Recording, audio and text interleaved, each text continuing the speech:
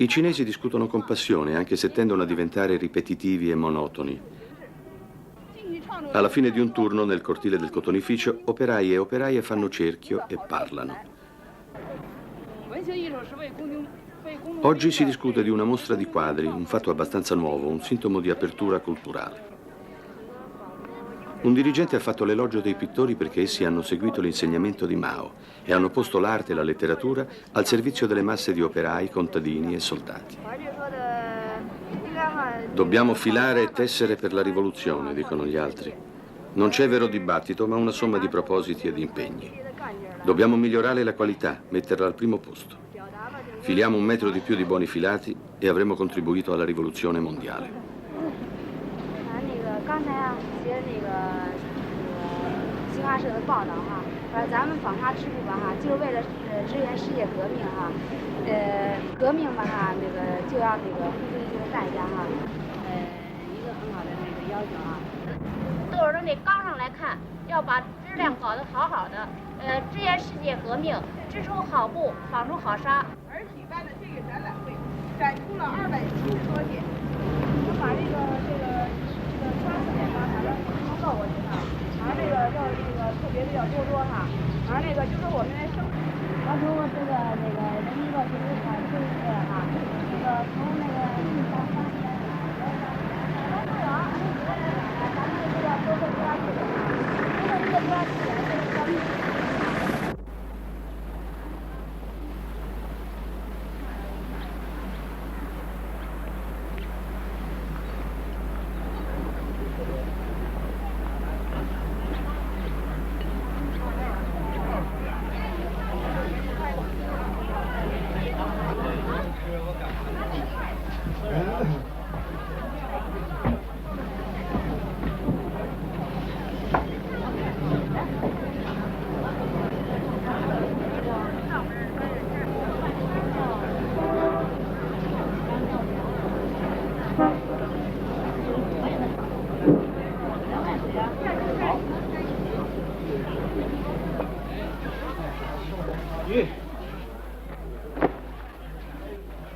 Siamo andati alla grande muraglia in un giorno ventoso. I cinesi la chiamano il lungo muro di 10.000 li. Sembra che la muraglia sia lunga 5.000 chilometri. Fu costruita da un esercito di schiavi 25 secoli fa per difendere l'impero dai barbari. Vengono in mente le domande di un lettore operaio, la poesia di Brecht. Tebe dalle 7 porte, chi la costruì? Ci sono i nomi dei re nei libri. Sono stati i re a trascinare quei blocchi di pietra? 哎，没关系，还早的话10点半还是9点半1个小时，到县运会就行了。现在很快就完，还1个小时。我那还不是人多，我北京去的人多。哦，就在前面等着啊，来这等一会儿啊，一会儿来。是啊，我北京去人就多了，我家人多。 Dicevano che la muraglia sarebbe stata l'unico monumento umano ad essere visibile dalla Luna, ma gli astronauti non ne hanno parlato. Era un argine, una barriera contro i mongoli.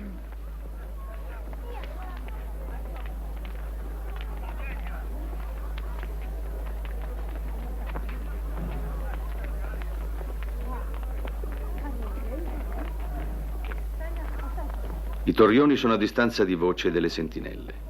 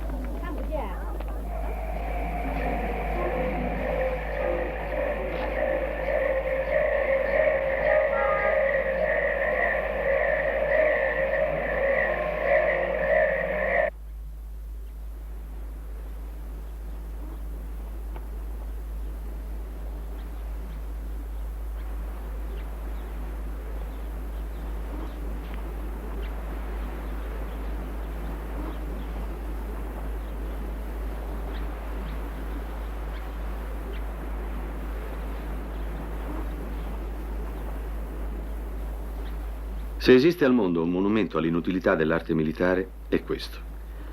Qualcuno l'ha chiamato il più lungo cimitero del mondo, perché i corpi ancora vivi degli operai che si ribellavano alla schiavitù di quel lavoro venivano usati come cemento per le pietre. Ma il muro arrestava anche i venti delle steppe e favoriva l'agricoltura. Altre volte, trapiantando intere famiglie di soldati in regioni lontane, favorì la diffusione della civiltà cinese. Così un monumento di guerra è diventato un involontario strumento di civilizzazione.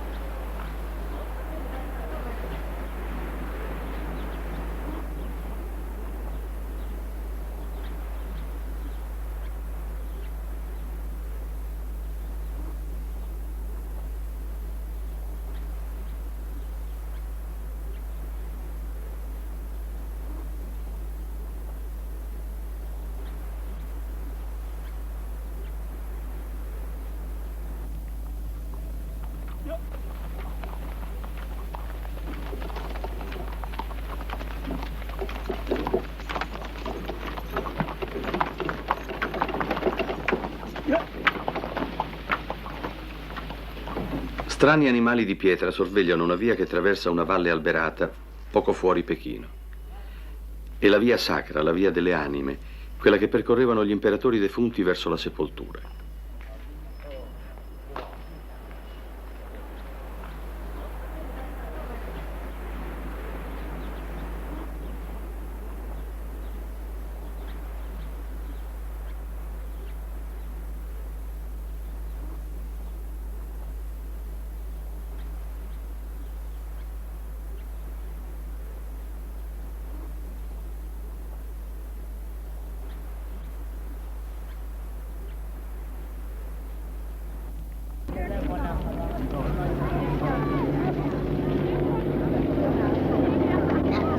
Tredici dei 16 imperatori Ming riposano in questa pianura sotto i grandi mausolei. Folle di cinesi per i quali la parola impero non ha più senso vengono a visitarli.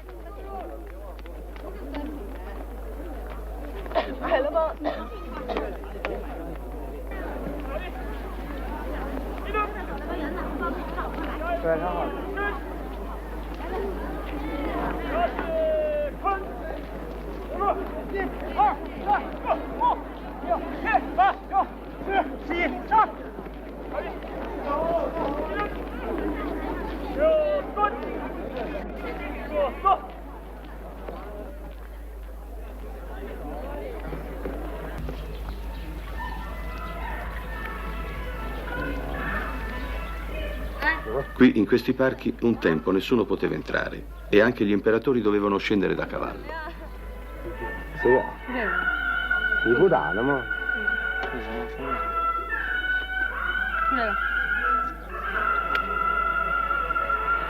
？10分。多少10分啊？谁的大呀？我的。哎呀，他出个10分。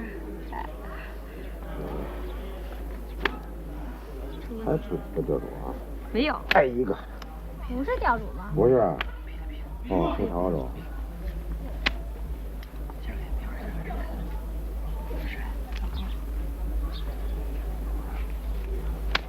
2个。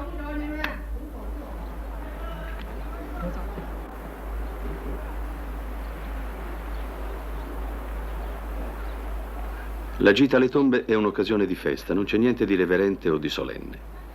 Del resto entrare nei mausolei è inutile. Sono grandi volte e cavità che racchiudono tumuli rettangolari intonacati di grigio, tutti uguali. Meglio visitare il museo vicino. Ci sono molti tesori, ma quello che colpisce di più è questa specie di presepio politico. Qui, spiega la guida, è rappresentata la drammatica storia dei lavoratori all'epoca dei Ming. I proprietari esigono l'affitto, malgrado la siccità e i magri raccolti. Una famiglia che non è in grado di pagarlo viene cacciata dal villaggio.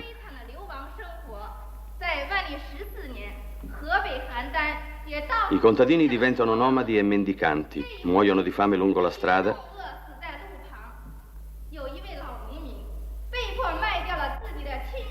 o sono costretti a vendere i loro bambini. Così si viveva sotto gli imperatori feudali e questo spinse le masse dei lavoratori a ribellarsi. La lotta divampò dovunque in quell'anno 1582. Questo, conclude la guida, è proprio ciò che ci ha insegnato il presidente Mao.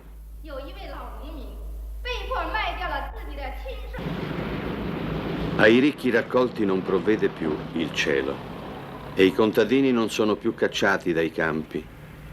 Anzi, gli studenti di ogni scuola per un mese all'anno, così inquadrati, vanno a lavorare nelle comuni agricole.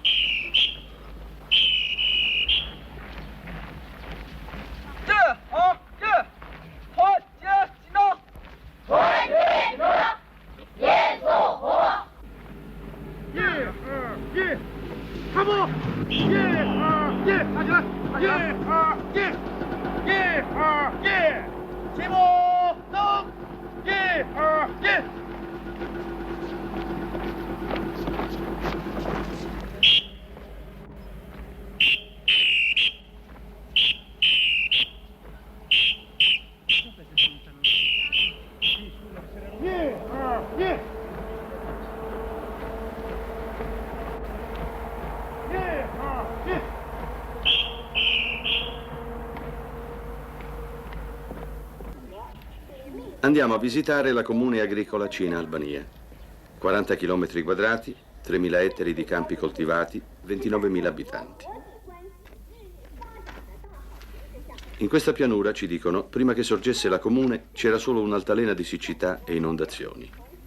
Ora ci sono chilometri di canali, allevamenti, riserve di pesca. C'è un ospedale, 6 cliniche, 36 centri sanitari. 5 scuole medie e 19 elementari ospitano 8.000 studenti. Naturalmente ne incontreremo di più povere più avanti nel nostro viaggio. Saremmo ingenui se pensassimo di aver scoperto un paradiso rurale. Anche qui la vita dei campi è una dura fatica quotidiana.